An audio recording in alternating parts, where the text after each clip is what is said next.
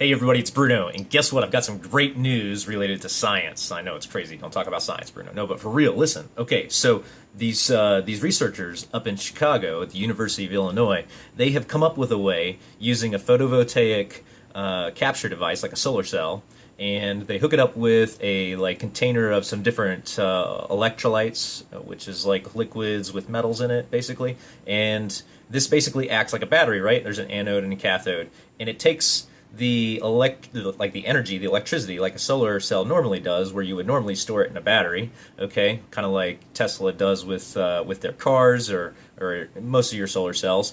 But now they've figured out a way to use a certain chemical reaction that takes the electricity from the solar cell through these liquids, and instead of converting it to stored power, they immediately turn it into burnable fuel energy using carbon dioxide out of the air.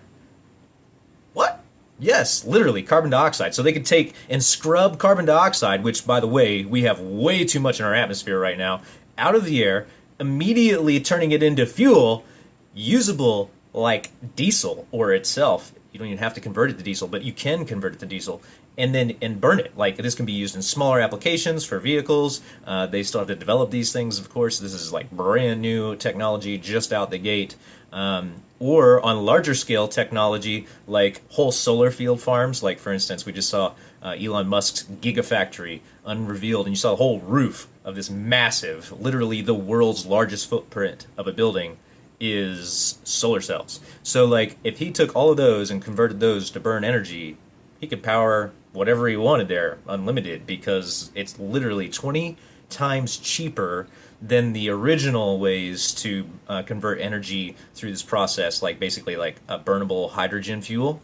Most people said it wasn't efficient or effective because it was so expensive, but this way is 20% cheaper than that. So that is phenomenal.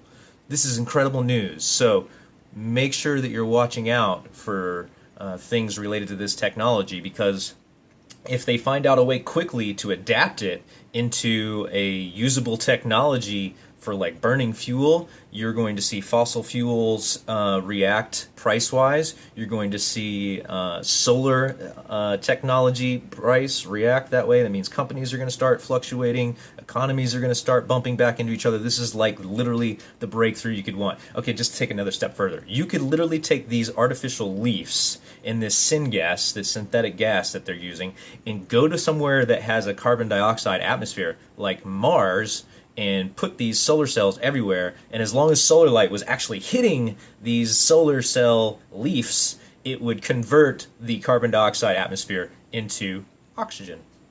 How cool is that?